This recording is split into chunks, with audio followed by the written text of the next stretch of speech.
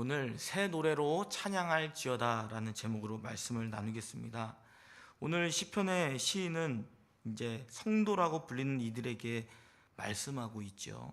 이 성도라는 것은 이제 하시딤이라는 말인데, 이것을 풀어서 이야기하면 거룩한 하나님의 백성을 이야기합니다. 하나님의 거룩한 백성들이라고 불리는 이 성도들에게 새 노래로 하나님을 찬양하라고 권고하고 있습니다. 그리고 새 노래로 찬양할 수밖에 없는 이유도 말씀하고 있습니다. 하나님이 성도들 가운데 행하실 구원과 해방을 기대하기 때문이라고 이야기합니다. 그래서 오늘 본문 1절에서는 시인은 성도들의 모임 가운데 할렐루야라고 외치고 있죠. 할렐루야는 무슨 뜻입니까? 하나님을 찬양하라는 것입니다. 전에도 말씀드린 바와 같이 찬양이라는 뜻은 어떤 대상에 대한 지위와 업적들을 드러내는 행위입니다. 즉 하나님을 향한 신뢰와 믿음이 없이는 하나님을 찬양할 수 없다는 것이죠. 그래서 우리는 하나님을 묵상하며 하나님의 살아계심, 그분의 지위와 그분의 행하신 일들을 끊임없이 기억하며 이 세상 가운데 실현된 일들을 바라볼 때에 하나님을 찬양할 수 있게 되는 것입니다. 그래서 여기서는 새 노래로 하나님을 찬양하고 수식을 붙여서 이야기하고 있죠. 이거는 오늘 시인이 노래이지만 새 노래로 하라고 하는 것은 특별한 의도를 가지고 있다라고 볼 수 있습니다. 새 노래, 그 새 노래의 반대 개념의 노래는 뭘까요? 옛 노래겠죠. 과거의 노래가 될 것입니다. 새 노래는 새로운 노래가 되는 것이죠.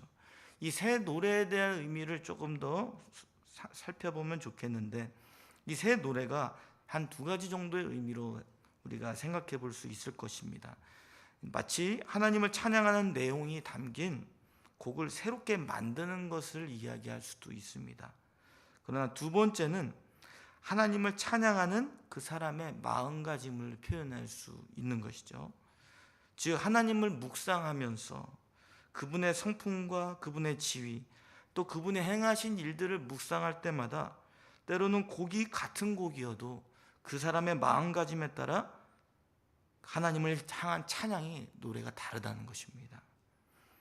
그래서 과거에 일하신 하나님이 현재에도 앞으로 미래에도 일하실 하나님을 찬양하며 그냥 노래가 아니라 새 노래를 부를 수 있다는 것이죠. 오늘 시편 본문은 이제 정확하게 어떤 배경을 알 수는 없지만 포로기의 극단적 괴로움 속에서 하나님의 임재가 없다, 현재가 고통과 아픔으로 인하여 하나님이 우리 가운데 계시지 않고 있다라고 착각하며 오해하고 있는 성도들에게 하는 말씀으로 보입니다. 그래서 오늘 그런 성도들에게 하나님이 오늘 시인을 통해서 하나님이 아직도 너희들과 함께 계시며 하나님이 일하고 계신다는 사실들을 경험케 하기 위해서 이 말씀을 선포하고 있는 것입니다. 이처럼 우리의 삶도 더 이상 하나님이 우리 가운데 계시며 은혜를 베푸시고 능력을 행하신다는 일들을 바라보지 못하고 우리가 바라보는 현실에 잠식될 때에 우리는 하나님을 놓칠 수 있습니다. 하나님이 살아서 역사하시는 우리 가운데 경험케 하시는 그 하나님을 놓칠 수 있다는 것을 우리에게 교훈해 줍니다. 과거에 경험한 하나님만을 기억하고 하나님을 찬양한다면 그 찬양은 과거에만 머물러 계셨던 하나님만을 찬양할 뿐입니다. 그러나 과거에 우리 인생에 개입하신 그 하나님이 현재에도 일하시고 자신의 뜻을 우리 가운데 펼쳐 가신다는 사실들을 믿음으로 고백한다면 우리 입에서는 어떠한 노래가 흘러나오겠습니까? 하나님을 향한 새 노래가 흘러나오게 될 것입니다. 현실의 고통 가운데 해결되지 않는 문제들이 있으십니까? 그래서 아직도 하나님께서 우리 인생 가운데 개입하시고 해결해 주시지 않는다라는 불신의 마음이 일어나고 계시진 않습니까? 오늘 다시 한번 이 시인의 고백을 기억하시기를 바랍니다. 과거에 하나님이 지금도 우리 가운데 일하시고 우리를 구원의 길로 인도하신다는 그 소망이 되시는 하나님을 바라보자. 그분을 묵상하며 할렐루야 외치며 마음을 새롭게 함으로 새 노래를 부르자라고 선포하실 수 있는 저와 여러분이 되시기를 바랍니다. 그러면서 본문은 이어서 하나님이 어떤 분이신지에 대해서 집중하고 있죠. 그분은 이스라엘 백성들, 성도들을 지으신 분이시라고 말씀합니다. 성도를 지으신 그분이 왕이시라고 얘기하죠. 그 왕이신 하나님이 성도들, 이스라엘 백성들을 지금도 통치하시고 계신다라고 말합니다. 그래서 그분이 우리를 통치하신다는 그 사실로 인해 즐거워한다고 말하죠. 그런데 이 시인은 이 즐거움을 표현하는데 그냥 밋밋하게 표현하는 게 아닙니다. 춤추고 소고, 지금 우리가 사용하는 탬버린과 같은 거죠. 소고와 현악기인 수금악기를 연주하면서 하나님을 즐거이 찬양하라고 말하고 있습니다. 시인이 우리를 지으신 그리고 통치하시는 왕이시라는 그 사실로 인하여 즐거워하라고 하는데 밋밋하지 않죠. 입으로만 하는 것이 아닙니다. 마음의 즐거움이 우러나와서 벅찬 가슴과 환호를 표현하며 찬양하라고 말합니다.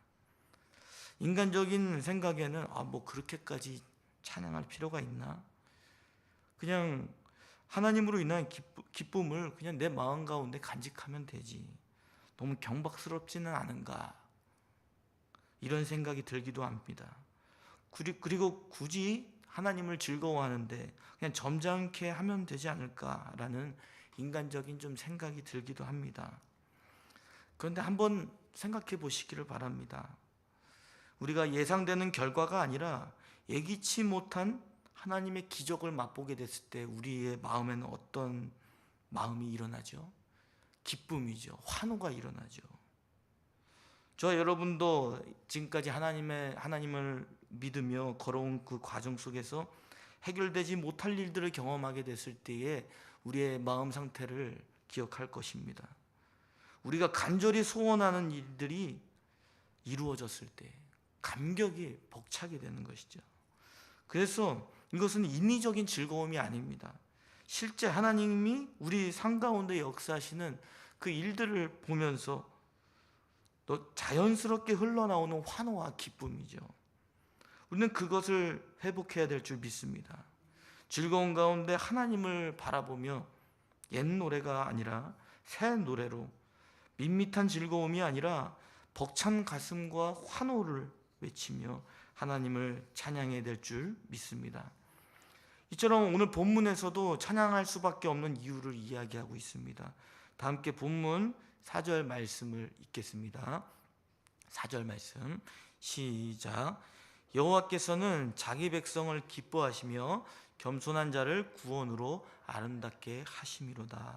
아멘. 하나님은 자기 백성을 기뻐하시는 분이시라고 말씀합니다. 그리고 4절에 겸손한 자라고 표현하고 있죠. 이거는 원어로 보면 아나빔이라고 하는데 그 뜻은 문자적으로 가난한 자라고 이야기합니다. 즉 오늘 본문의 4절에서 말씀하는 그 겸손한 자는 사회적 지위가 낮은 사람, 유순한 사람, 비천한 사람을 일컫는 말이라고 합니다. 이것은 세상에서 지위가 낮고 힘이 없어 성질을 어디다 부릴 데도 없고 업신여긴 받는 사람을 이야기하는 것이죠. 하나님은 그런 가난한 자들을 바라보시고 계신다는 겁니다. 이 세상을 통치하신 하나님이 가장 보잘것없는 세상에서 있는 그 가난한 자들, 세상에 보잘것없어 사각지대에 있는 그 가난한 자들에게 집중하시며 그들로 인해 기뻐하신다라고 말씀합니다. 기뻐하셔서 가만히 내버려 두시는 것이 아니죠. 방치하는 것이 아니라 구원을 베푸시며 아름답게 하신다라고 말씀하고 있습니다. 이처럼 하나님이 택하여 율법을 받은 이스라엘 백성들은 어땠습니까? 그들이 잘난 것이 있었습니까? 그들은 비천했습니다. 그들은 힘이 없어서 함부로 성질을 부릴 수도 없는 사람들이었습니다. 그러나 하나님이 구원하시는 능력을 붙들고 살아갈 때는 그들은 큰 민족이 되었었죠. 이스라엘 백성들이 출애굽하게 되는 과정, 그리고 광야에서 하나님의 도우심을 받았을 때를 기억해 보시기를 바랍니다. 한 번도 하나님의 구원의 은혜가 없었다면 살아갈 수 없는 존재들이었습니다. 그래서 이스라엘 백성들이 하나님을 의지할 때는 구원하시는 하나님을 경험하며 기쁨과 환호로 찬양하지 않았습니까? 그러나 어려운 환경을 직면하게 되었을 때, 풍족함을 누리게 되었을 때에 어떻게 됐죠? 그들의 시선이 세상을 향하게 되었습니다. 그로 인해 그들의 입에서는 벅찬 환호와 즐거움이 가득한 하나님을 향한 찬양의 소리가 멈추게 되었죠. 자신이 어떠한 처지에 있었는지를 알지 못했습니다. 하나님이 없이는 살아갈 수 없는 비천하고 연약한 존재라는 사실들을 잊어버리고 하나님이 아닌 다른 것을 의지했던 것이죠. 저와 여러분은 어떻습니까? 하나님을 향하여 벅찬 가슴과 즐거움으로 찬양하지 못하는 이유는 무엇입니까? 세상에서 하나님의 도움이 없이는 살아갈 수 없는 그 존재라는 사실들을 망각하기 때문입니다. 세상에서 일이 잘 풀리면 다 내가 잘나서 그런 줄 알고 착각을 합니다. 그리고 세상의 것을 의지해서 뭔가를 해결해 보려고 아직까지도 몸부림을 치고 있습니다. 그러나 우리는 결국 하나님의 구원과 그분의 능력이 없이는 살아갈 수 없다는 존재라는 것을 깨달아야 될 줄 믿습니다. 저 여러분이 하나님의 구원과 능력이 없이 살아갈 수 없는 가난한 존재라는 사실, 그리고 그 사실들을 인식하며 받아들일 때에 하나님은 우리에게 참된 구원과 그 결과를 가져다 주실 것입니다. 그 결과들을 경험하며 우리는 하나님을 향하여 새 노래로 찬양하게 될 것입니다. 하나님의 주시는 복을 누릴 수 있기를 바랍니다. 그런 삶을 경험하시기 위해서는 저 여러분이 하나님의 도움 없이는 살아갈 수 없다는 사실들을 고백하시기를 바랍니다. 믿으시기를 바랍니다. 그러면서 하나님이 우리에게 가져다 주실 구원의 능력을 바라보시며 더 새 노래로 하나님을 찬양하실 수 있는 저와 여러분이 되시기를 바랍니다. 그래서 이어서 본문 5절에서 9절은 많은 백성을 심판하시는 공의롭고 정의로우신 하나님을 노래하고 있죠. 이것은 하나님의 말씀을 붙드는 자에게 가져다 주시는 구원이 있고, 반대로 하나님의 말씀을 붙들지 않는 세상의 어떤 권력자라도 하나님은 반드시 심판하신다는 메시지를 담고 있습니다.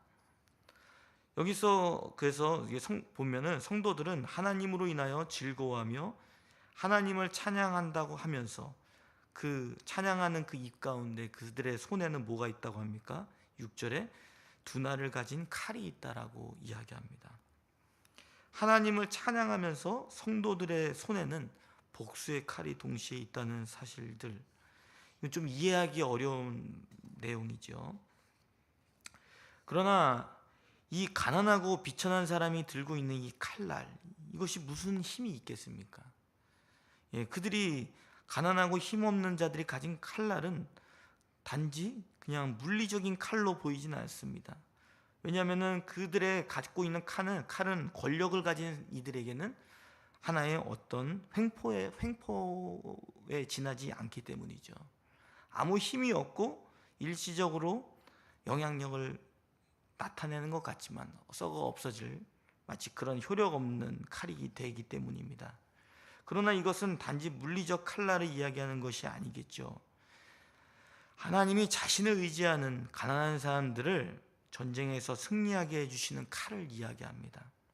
그 칼의 효력과 영향력은 그 칼을 들고 있는 가난한 사람에게 있지 않습니다. 그 칼의 효력은 어디에 있습니까? 그 칼을 주신 하나님의 능력에 있습니다. 이 칼은 그래서 실제 하나님의 능력이 나타나는 하나님의 말씀을 상징하기도 합니다.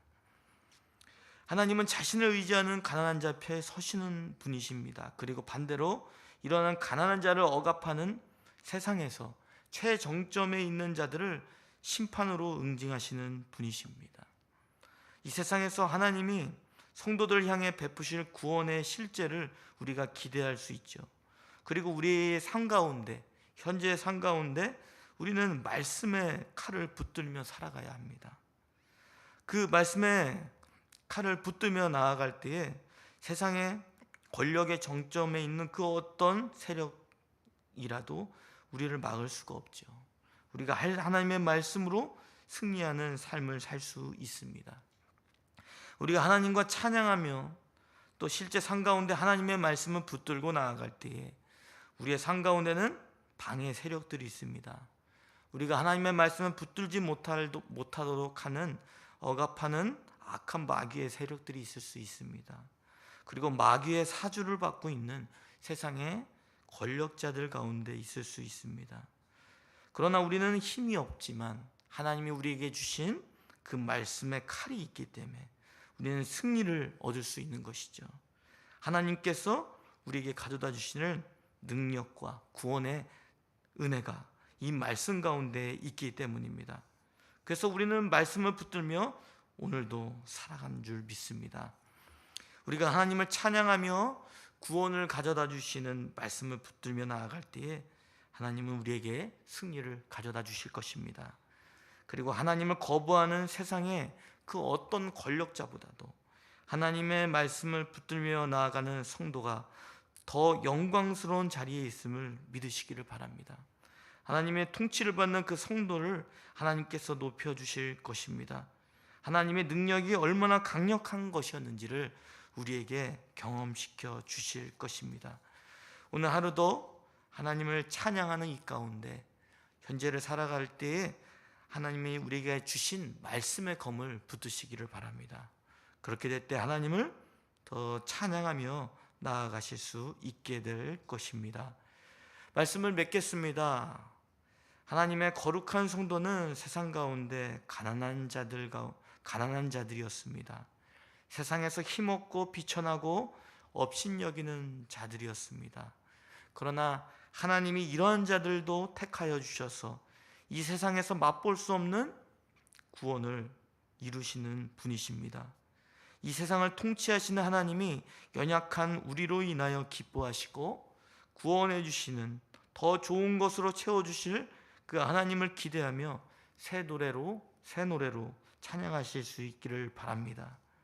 그리고 현재의 삶 가운데 늘 능력을 나타내는 그 말씀을 무기로 삼으시기를 바랍니다.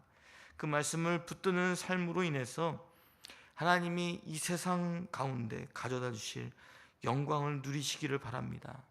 그렇게 될 때에 이 세상 가운데 하나님이 주시는 능력이 얼마나 큰 것인지를 깨닫게 될 것입니다.